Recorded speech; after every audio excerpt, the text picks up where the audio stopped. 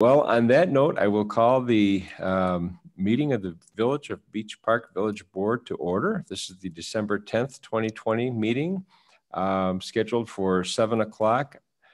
Although technically my computer says 6:58, but my watch says it's 7:02. So we're going to have a problem. The stars are not aligning, but we'll go ahead and say that it's 7:02. I would ask the clerk to please call the roll. Trustee Gust. Aye. Trustee Jensen. Here. Trustee Miller. Here. Trustee Addison. Here. Trustee Siddick. Here. Trustee Wells. Here. Attorney Ferrolo. Here. Mayor Hucker. Here. And Clerk McGrew is present. All right. We are here. Would you all please rise and join me in the Pledge of Allegiance? Pledge allegiance to the flag of the United States of America, and to the republic which is stand, one nation, indivisible, under God, liberty and justice for all. For all. Play ball. All right. First item on our, I might start by saying this is our newly structured agenda. For those that have been on the board for, I think that accounts all of us. This was very similar to the agenda prior to the last change. So we're kind of going back to the old format. So bear with me as I work my way through it as well. We have first up our public comment on agenda items. If there's any member of the public that would wish to address the board on any agenda items, please unmute yourself, give us your name and state your case. I will also say that we do have another opportunity at the end of the agenda to discuss any and all things that go beyond just the agenda items. Is there any member of the public that would wish to address the board?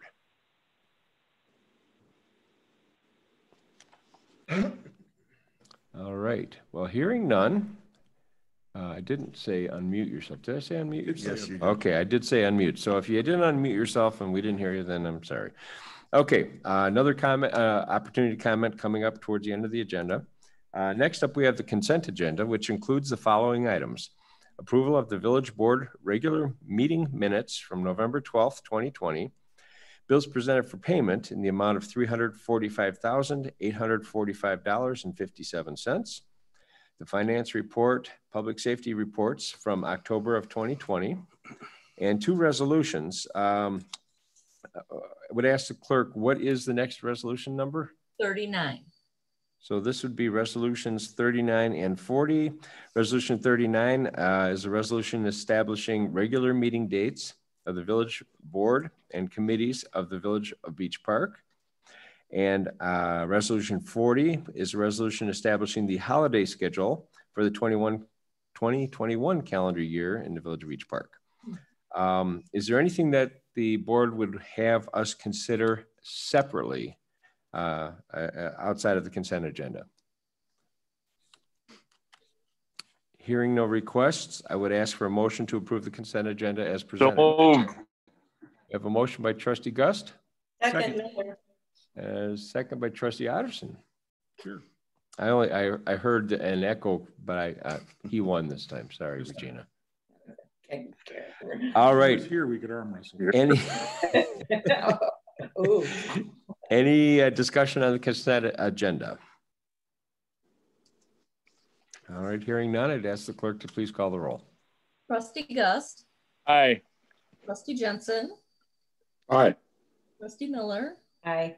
Trustee Addison. Aye. Trustee Siddick. Aye. Trustee Wells. Aye. All right, motion carries. On to the mayor's report. We have only this meeting this month scheduled. We do have a special board meeting coming on, help me with the date. 17th next The Thursday. 17th, thank you.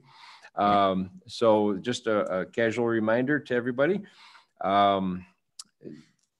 We had a unfortunate situation developed a couple nights ago over on Wadsworth near Sheridan. It was a double homicide where the reports that we received from the sheriff's office indicate that it's an ongoing investigation. I don't know if there's been a formal ruling out of anything at this point. We have Sergeant Cavelli in the room tonight.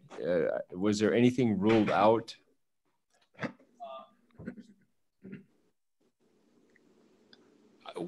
Detectives are confident. Initially, every theory was on the table. They are pretty confident that murder-suicide has been ruled out. It is believed to be a double homicide, unfortunately.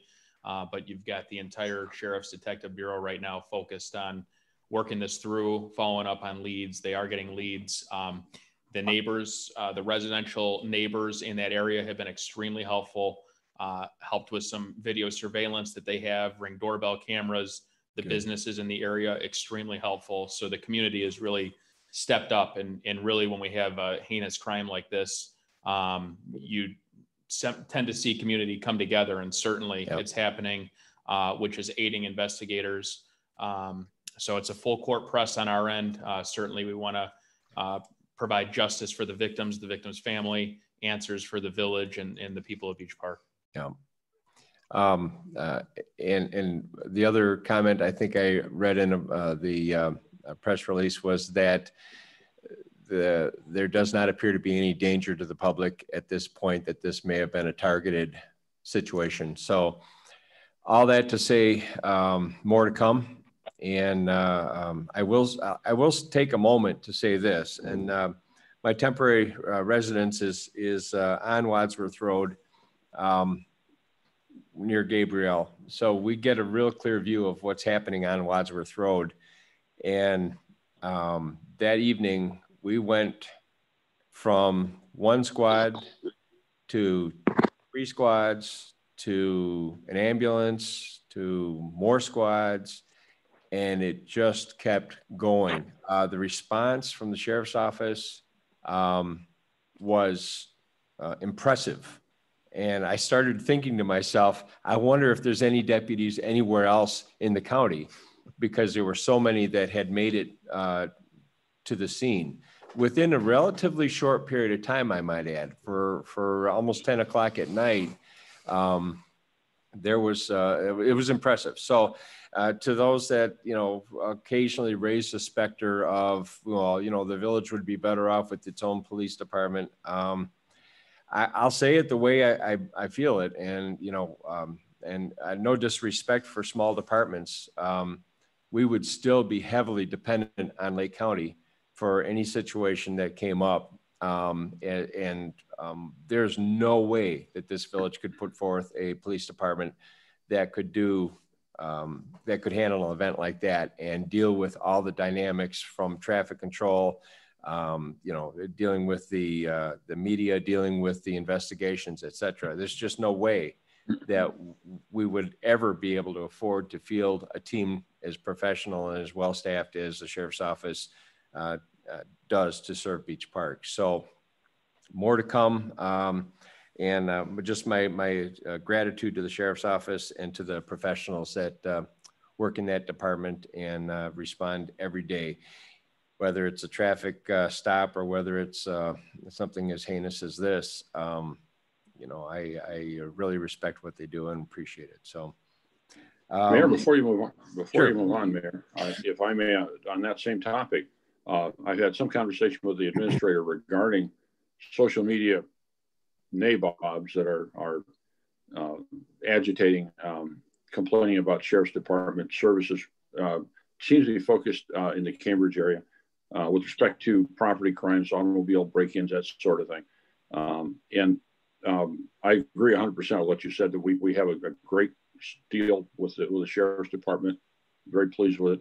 I think our residents would be pleased with it. And you're never going to please everybody, but I think the bulk of our residents would be pleased if they better understood what a good deal we have and how well it works. And I think the onus is on us, maybe the next village newsletter, to try and make it clear to the residents just how this works and what a benefit we have with this current arrangement. Yep. Thank you. I have a question for Officer Cabelli. Yep, he's listening. He's listening. Okay. I am. I wondered, how is it handled with the media? I know you mentioned the media, and the morning after, I saw that there were 2 trucks right on the corner, one from Channel 7, one from Channel 9. Does the media contact you in a situation like this, or do you reach out to them and give them, a prepared statement? So generally speaking, and specifically to this case, there was social media chatter. Obviously, it was quite a large scene, as the mayor had mentioned, quite a large response. I think at our peak, we probably had 50 members of the sheriff's office that were on scene. So with that, news spreads faster on social media really than any other outlet. And so the media, our traditional media, monitors that social media. And within, I would say, 20 minutes of us being on scene, I also act as the public information officer for the sheriff's office. So within 20 minutes, I started receiving media calls. And certainly we don't want to push information before we really have a factual basis. So we let our investigators come on scene and work through several things. You know, our number one priority is making sure the community at large is safe. So we wanted to work through that. We established a very large perimeter that night and brought in several K-9 teams to sweep the area. So we wanted to get through that before we message anything, so we can ensure the community and reassure them that we do believe they are safe at this point in time. So by, I would say, 1:30, 2 o'clock in the morning, you have your, and I'm sorry to give you a long answer, but I this is kind of my bread and butter. So by 2 in the morning, you have the morning television news stations, newscasts that are on duty. They're getting ready to roll and write their scripts for the 4 o'clock, 5 o'clock, 6 o'clock news. So I was able to give them just preliminary information as we knew it at that time. We knew that we had 2 individuals that unfortunately were deceased. We didn't fully know the circumstances. We hadn't ruled anything out at that point. Everything was in play, but I was able to provide that. And then by, I'd say 9 o'clock the same day, 9 o'clock in the morning, able to push a written media release out. And we certainly passed that along to village administration. And I had the opportunity to speak with Village Administrator Huber that evening just to inform him of what was going on. But yes, so very long answer to your brief question. The media contacts me directly, and I'm able to push out information very quickly, generally. And as soon as possible, we get a written release out. But we always want to make sure we're putting out factual, true information. So sometimes it takes a little while just to make sure what we have is accurate. All right, thanks. Yeah, and thank you to our administrator too, Mark. I really appreciate how you're doing a great job of keeping us in the loop. You know, sometimes we get the information, it almost seems like in real time. So I just want to tell you how much I appreciate that. And the partnership with the Sheriff's Department, man, it seems to be working great. Yeah, and on that note, if I can just add, Village Administrator Huber is always available 24/7. I've called him in the middle of the night on several different incidents, and yeah, he answers, and it's a great working relationship, and we truly, genuinely appreciate the support from the mayor, this village board, and we truly value our relationship with the Village of Beach Park. And the best part is after you wake him up, then I usually get a text message, which wakes me up. But it's all part of the job, and it's the need to know this information doesn't stop because it's tired out. So, Mayor, I have a follow up, if I may. Sure. Yeah, for the sergeant. I understand that you're limited as to what information you can release. I appreciate that. I understand how these things work. In terms of reassuring our neighbors, our residents, the mayor said that this appears to be targeted. Can you elaborate to any degree? I mean, it wasn't a home invasion then, burglary, robbery. So that's something that the neighbors are not likely to put them in fear of recurrence. Right. So what I can say to that, and certainly when you have anybody who's killed, and especially 2 people, it's shocking to a community, absolutely shocking. And there's absolutely, everybody has the right to be concerned. And like I had mentioned, our initial response, what we do is, and what we did in this case is we established a very large and wide perimeter. We kind of base it and evaluate it off of how much time has elapsed from us getting the call to our response and when we can get units in place. And the point of that is if there are people on foot still in the area, our canines will find them. And I'm sure you're very familiar with our canine teams. They'll find them if they're on foot in the area. So we did a very thorough search that evening. We are not looking at a crime spree that has happened where individuals are being robbed or burglarized and battered. There is not a spree of home invasions. There's not a spree of shots being fired during these crimes. So we have no reason to believe right now that there is an overall risk to the community. And I know that sounds a little vague or pie in the sky, but if we had any indication this was part of a bigger plot to rob and terrorize the community, certainly we would be issuing alerts with the information as we have it. We just don't have anything to substantiate that point. There's a lot of different angles we're looking at with this investigation, and I'm not trying to be coy or try to hide information, but I do have to be very careful about what I say because the bad guy could be watching this right now. And so I don't want him to know what we know, but we are working on it.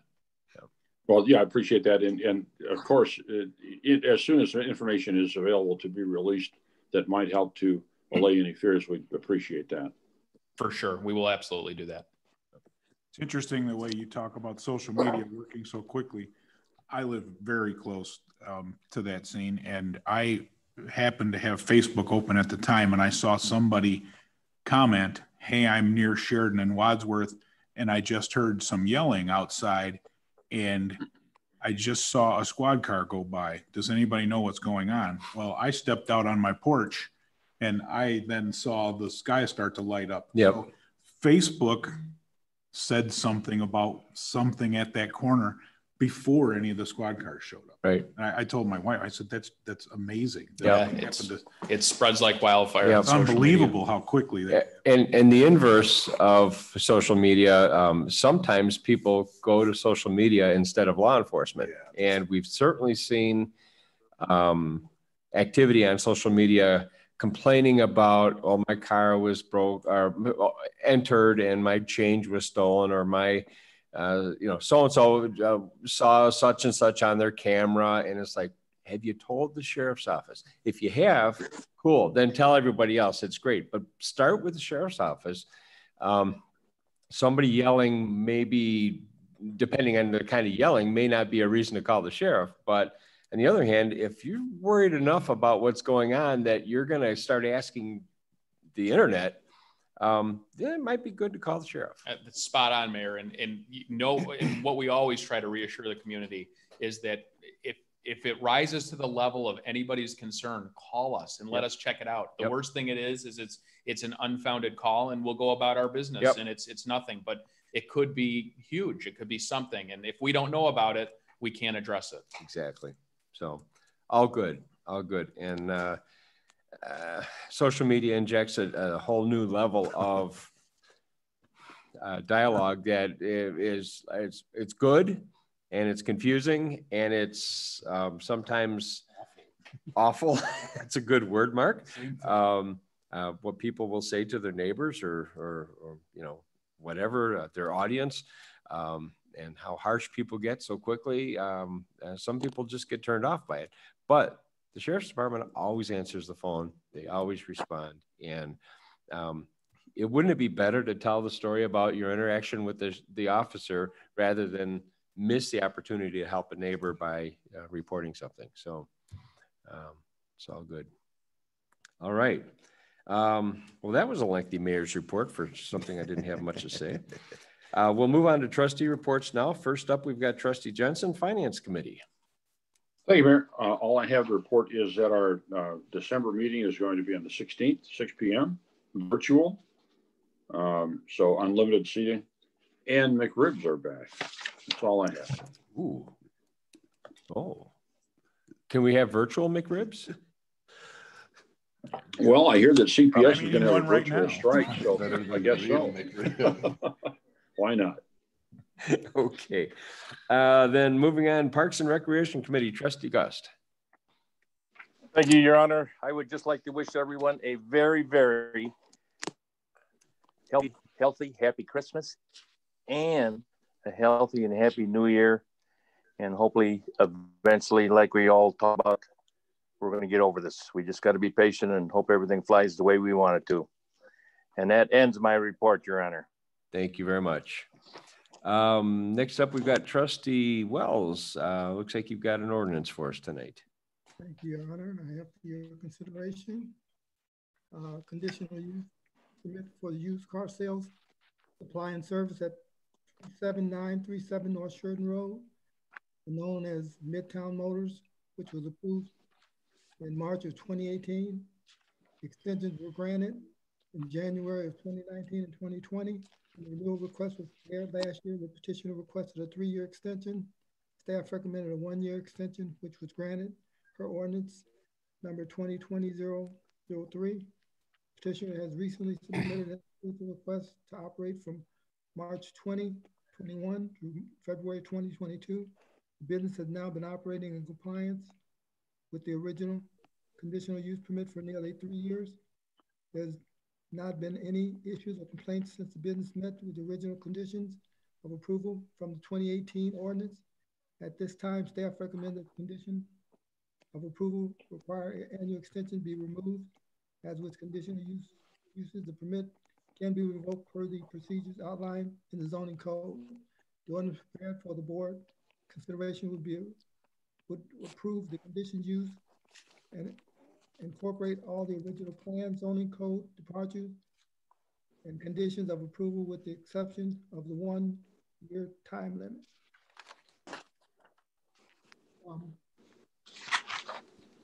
With that said, Mr. Cadney had done or the Midtown Motors Group had done a nice job of cleaning up the property and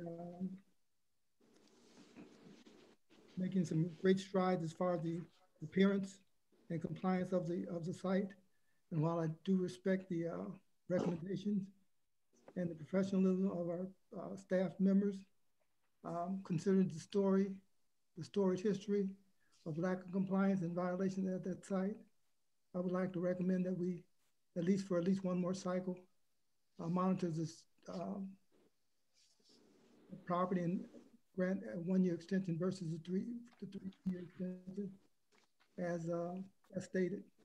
Again, that's based on, a long storage history of violations and lack of compliance at that site. Right. So then you are making the motion for that ordinance approval? Yes, for the 1-year extension. Okay. He's making a motion for a 1-year extension. Correct. For the 1-year extension, you're not wanting to follow the recommendation from staff. Am I hearing that correctly? Correct. I'd like to actually see a more continual compliance and sustained compliance at that site before we actually move forward to the ordinance. So are we under a time constraint on this ordinance, on this extension? Yeah, and it's a good question. Andrew, do you know, I think you can go, but Trustee Ferrillo, maybe you can comment. Would, if it's okay with the board, we can just, revise this ordinance to include that requirement to only be a year as it was previously and in the original. The motion can be a motion to approve the ordinance with the additional condition that a 1-year extension be added as that would be the additional condition. Motion to approve the ordinance with the additional condition that the approval is for a 1-year extension. That would be the motion. And then if there's a second, we can vote on the motion on the ordinance as amended. And then subsequent to the meeting, if that's approved, amend the ordinance as indicated. Okay. So we don't, in my packet anyways, I don't have the actual application or the request from the petitioner, but did they request a 1-year extension or did they request the 3-year extension? Last year, last year they requested a 3-year extension. The recommendation last year was to give them 1 year. This year they did request 1 year, just based on the pattern of the prior years, I believe. As to the question of the timing, there's a note in the staff memo that it would be from March 2021 through February 2022. However, there was a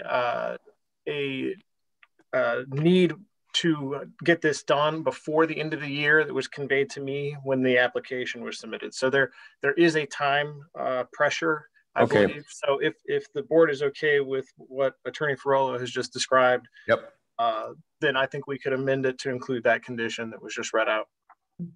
Okay, so to save all the extra words, the motion would be to approve the ordinance as presented with the additional condition that this would be a 1-year extension as clarified by Attorney Ferrolo. Do we have a motion to that effect? So moved. Miller. Motion by Trustee Miller. Do we have a second? I'll second. We have a second by Trustee Otterson. Discussion. I have a question, Mayor. Now, staff recommended eliminating the renewal entirely, if I read the cover memo correctly. Is that right, Andrew? That's correct. And have they not, I was having a hard time, unfortunately, hearing Trustee Wells. Have they not been performing up to their requirements, have not been holding up their end of the bargain here? They have, but to paraphrase what Trustee Wells just said, is there was a longer history of non-compliance, and his recommendation was to go another year with a 1-year extension, just to have a longer record of them being in compliance than what they've had so far. We certainly. And what additional burden are we imposing on them? Is there some cost in coming back to the commission for this before they come back to the board? There's no cost. The way it was written was that they could have these extensions handled this way, going to the board without going to the Planning Commission ZBA. So okay. There's no additional cost to them. Okay. Yep. Okay. As long as we're not imposing a cost on them while they're in compliance, I'm okay with that. Thank you. Right.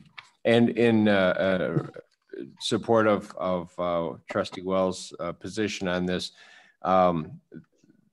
to my knowledge, this is the only conditional use permit that the village has revoked. Goes back a few years, but that did come back to us. It was revoked by the zoning commissioner and then appealed to myself. And so at this point, I would be very much in support of this. I think 1 more year will show a lot. I think he's got a good operator in there now. And I think that's showing. It was like pulling teeth to get to this point, and I do think it's great that we're considering renewing it as opposed to revoking it. So, all right. Any other discussion?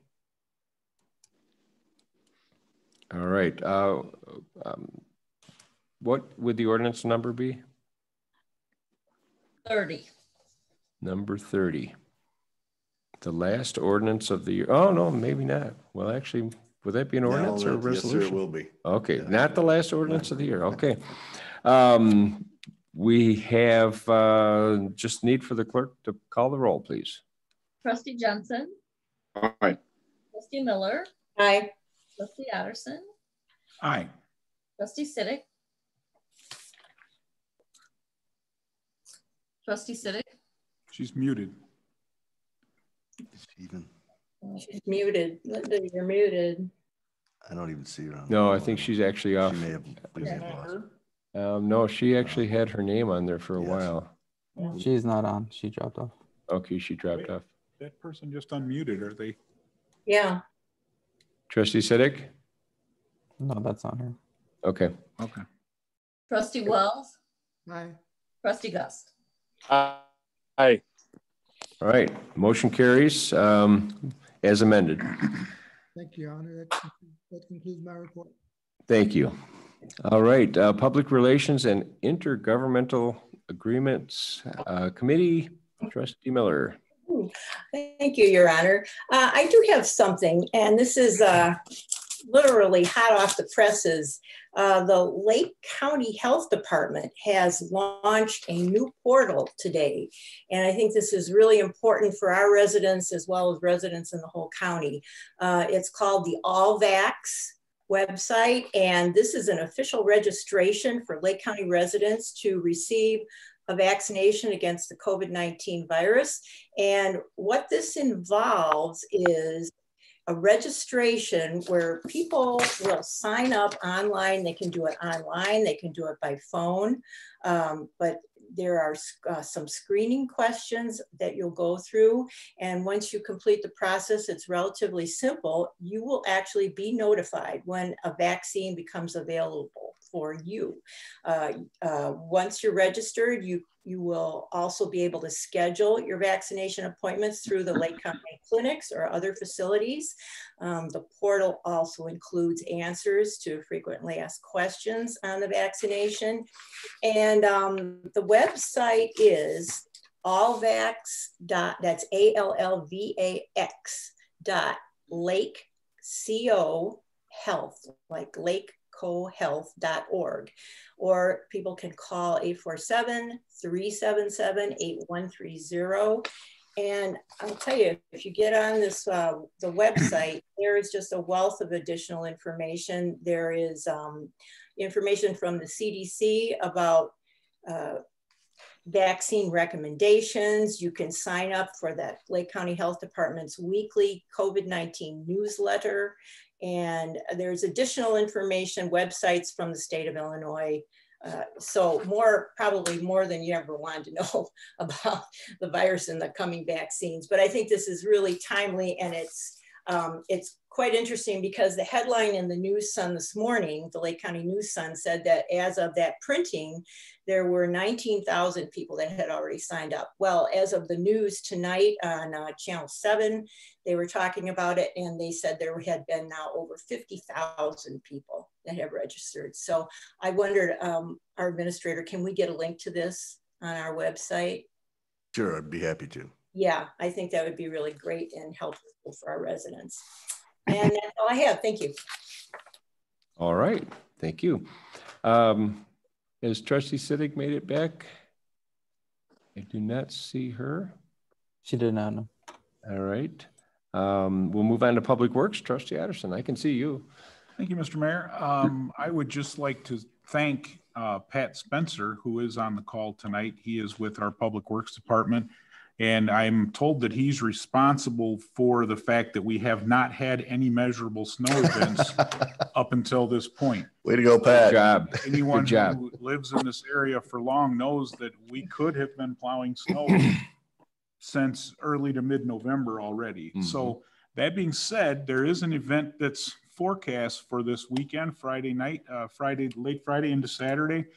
And I can assure you, I have seen a recent photo of the fine-looking fleet of vehicles with plows and salt spreaders ready to go. So again, thank you, Pat, for whatever that connection is that has kept us safe so far. And we're ready for it when it happens. Is that correct, Adrian, Pat, both of you? Thumbs up. There it is. All right. All right. That concludes my nonsensical report. That was sensical. I found sense in it. All right. And we did have a TIF committee meeting just prior to the board meeting. The discussion topic was facade grants. Should we have them or should we not? Largely, the consensus on the committee meeting was to let the facade grant program lapse and kind kind of put a final exclamation point on it, and then explore other more targeted incentive programs to assist businesses that might be needing help, financial help in complying with either new regulations placed on them via, changes like our sign ordinances, things along those lines, or other potential impacts that might be more founded from the government side of things, as opposed to maybe maintenance issues that they might be dealing with on their property. More to come. We'll bring it back to the TIF committee next month, hopefully, and then onto the full board for final consideration. And that's about it from the TIF committee. Any staff reports tonight of any? Peggy, you gonna make a report on? Yes, if I could, Mr. Mayor. Yes. I just wanted to give a quick update of the special meeting next week and what we could expect that day. So what we will do is we will send out early next week, we'll send out a draft of the bond sale ordinance. And then on Thursday, the bids will come in throughout the day. And towards mid-afternoon or so, we will make a verbal commitment to whoever is the lowest bidder with the help of Andrew Kim, who's our financial advisor. And then that evening, we will bring the ordinance to the board for approval. And so it will not be final until it comes before the board. But originally we thought we would need a parameters ordinance giving, giving the mayor the authority to approve the sale, but we'll actually have the bids in time to bring it to the mayor and board for approval that evening. And one other note, Andrew Kim will be with us on the Zoom meeting, and he'll be able to answer any questions and also summarize the bid results for us. Good. All right. Well, that sounds like an exciting day. We'll kind of press in a little bit on the importance of having the necessary board attendance there. For a bond sale, Jim, do we have any minimum threshold beyond a majority? Up, you're muted. Sorry, Jim. We have to have 4 vote in favor. So you will need a quorum present, and that quorum to unanimously vote in favor. We'll need 4. Yes. Okay. Yeah. All right. So just to kind of press in a little bit to the importance of this, it's nice that this meeting can be held via Zoom, so you can kind of be wherever you are. I don't know if we're ever going to get back to real meetings. Maybe we could sell the boardroom to the highest bidder. We got just got it all fixed up.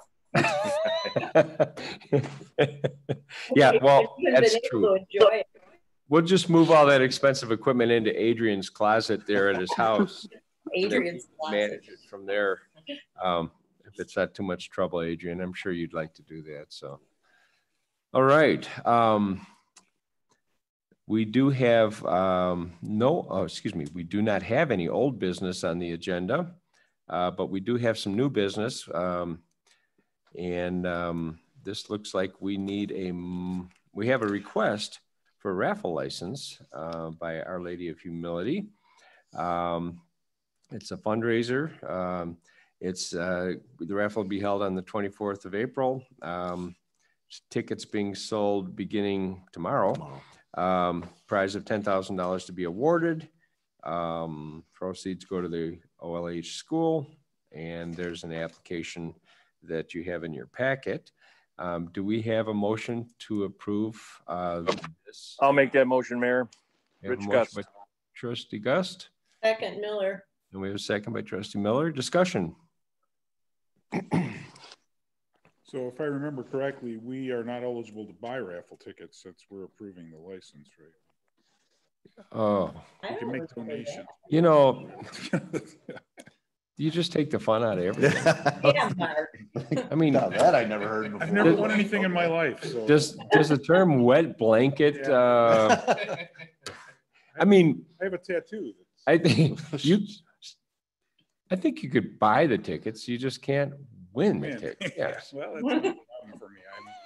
You can win fair and square. You know, you can, as long as you're treated like the general public, you can buy tickets and Well, there you go. actually That's all win. I ask. Yep. Right. At least as There goes your always excuse. donated back to the church. You can keep $1, the price of your ticket. The price of the ticket. Yeah. Good It's one. only fair. It's only fair. All right. Any other discussion on this? All right. And this license, then I would ask the clerk to please call the roll. Trustee Miller. Aye. Trustee Addison. Aye. Trustee Wells. Aye. Trustee Gust. Aye. Trustee Jensen. Aye. Motion carries. All right. That appears to be the end of new business. Now would be the aforementioned time for citizens wishing to address the board on any and all topics. And I would just ask that you would unmute yourself and then give us your name and let us hear what you have to say.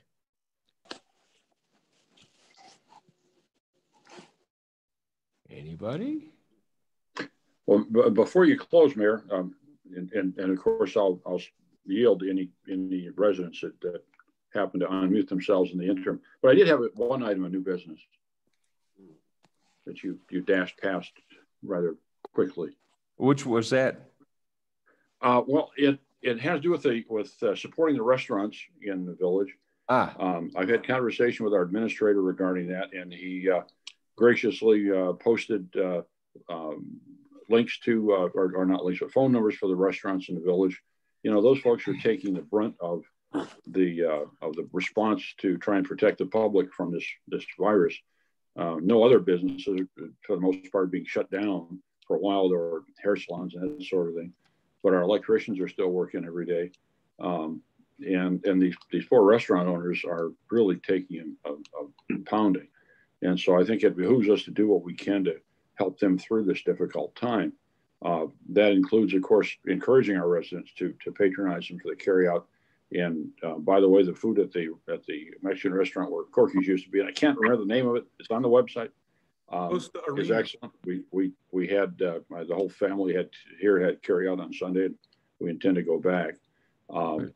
But we need to support them. And along that line, I've asked the administrator and finance director to look into possibility of rebating some portion of the fees and that we charge for licensing and that sort of thing, especially to those for the periods where they weren't able to operate. They weren't able to be open at all or carry out only. And you're hearing this from a guy that squeezes every nickel on the finance committee. So that's where we are. I hope to have some further discussion at the finance committee next week on that topic. Good. Thank you. Thank you for sharing that. I really appreciate that, Don. You know, that's never occurred to me, honestly, but I think, you know, especially what you said about the times when they were shut down forcibly. And I mean, now the good majority of their business is indoor, right? And they can't do that. So this has got to be a tremendous hardship on all of them. Right. So, And Mark did post today did post the list and their phone numbers on the village website. I haven't been by. I don't know if they've appeared on on our marquee sign yet, but I asked if he could do that if that's possible, and I put it on my Facebook page and encourage everybody else to do that as well. Good, thank you. All right, any other discussion from the public? Yes, hi, I'm a resident of Beach Park, and I live over on the wedge over by Green Bay Road and the new Kenosha Road that was just project was completed later this summer. Sure. Could we have your name, please? Ronnie Baum. Okay. And the last few days, the lot on either side of Kenosha Road has been being cleared out. And I wanted to know, I have concerns because of the one side of the road is a wetland and all the trees and the whole lot is being cleared out. I wanted to know what was going on there. Yeah, I'll have the administrator address it. Yeah, thank you for reaching out. We did receive a complaint, and there are no plans for any building on that site at this time. Staff did take a look at the site, and we saw that the work was ongoing. We've contacted Stormwater Management, who would have the responsibility to address those water issues and things of that nature. And they committed to get out to the site today. Unfortunately, I don't have a report what they found at this time yet, but we are on it. And Stormwater Management, who's responsible for that, is also aware and is inspecting the site too. Yep. Okay. So yeah, they were working in the dark way up until like an hour ago. So I don't know, they're like in a mad hurry to get it all cleared out, and I just thought something was being built there. Yeah, there's no plans that we're aware of for any construction of any development or anything like that. Maybe just someone clearing the lot to remove the buckthorn and the other trees, brush, whatever. We don't have a lot of specific ordinances with regards to that in the village, with regards to tree removals and that. Now, if they start grading, if they start changing the drainage ways and things like that, then that is a big deal. SMC is the one that would enforce that. Yeah, well, the side that has the wetlands that I butt up to, they were going right through the wetland and clearing this out. So, yep. There were big concerns when they built the Kenosha Road that they've actually kind of built part of that on the wetland, and we have water issues. And yeah, and I know there's been some conversation with engineering and county and state engineering along those lines as well. I'm not privy to the results of that, but I know those complaints have been lodged, and we've certainly reached out. Unfortunately, that project was out of our hands because it was the state and the county, but we certainly will advocate and continue to advocate for any thing that's going to cause flooding on adjacent properties there. And we're certainly well aware of it. And while it was under construction, that was one thing, and they had a lot of excuses. Now that it's complete, if we continue to have that kind of flooding, then that's certainly an issue. And if they are mapped wetlands and they're driving equipment through that, they'll probably earn themselves some fines as a result of that and have to go back and restore it. So, yeah, we've done our part at least, and we'll see what the county comes up with. Okay, well, can somebody contact me to let me know? I mean, sure. If my you concern was just they were working in the wetland, and when the whole construction of Kenosha Road was being rerouted there were signs posted that do not disturb wetland, and they had silk fences put up. But for some reason, whoever this is clearing the lot for whatever reason is not marching to those rules. And understood. And like as you heard, the agency that would have the most authority and the most to say about that is Stormwater Management. That's a county agency, and the county they did pledge that they would be coming out today. We just don't know the results of that. So as soon as if you want to call in and speak with Mark Huber, that's the gentleman that addressed you initially. Your response, he's the village administrator. He's the one that's in contact with Stormwater Management, and that would at least allow him to get back to you with any information when we receive it. Okay, and is he in the office tomorrow to be reached? Yes. I do know that the enforcement officer from Stormwater Management lives just west of Green Bay Road in Beach Park. So I'm sure she will be all over it. Yes. I'm sure she's the one that came out. Yeah, she was the one that was planning on being out. That's Mia. So they don't let stuff go easily. So sometimes it takes a little while, bureaucracy being what it is, but cease and desist orders come out pretty quickly when people are disrupting wetlands. So I would assume that they'll be on that. But we do appreciate you bringing it to our attention. Okay, so that's the Lake County Storm Sewer, you said that? Lake County Stormwater Management. Yeah, it's a separate division or department within the county government. Okay. All right. Okay. Thank you. Mm-hmm. Anyone else from the public that would wish to address the board tonight? All right. Well, then it may be the time. Mayor. Yes. Might I offer a motion to adjourn this very entertaining meeting? I think you just did. Do we have a second? Well, then consider that a motion. Second from Trustee Gust. All right. We got a second from Trustee Gust. Roll call, please. Trustee Gust. Aye. Trustee Jensen. Aye. Trustee Miller. Aye. Trustee Addison. Aye. Trustee Wells. Aye. All right. We are adjourned. Good night, everyone. Happy holidays, everybody. See you all next week. See you next week. Yep. Yeah. We do have that. Thanks. Night. Oh boy. She looked like she had something to say, but then the short Ashley kept saying Papa.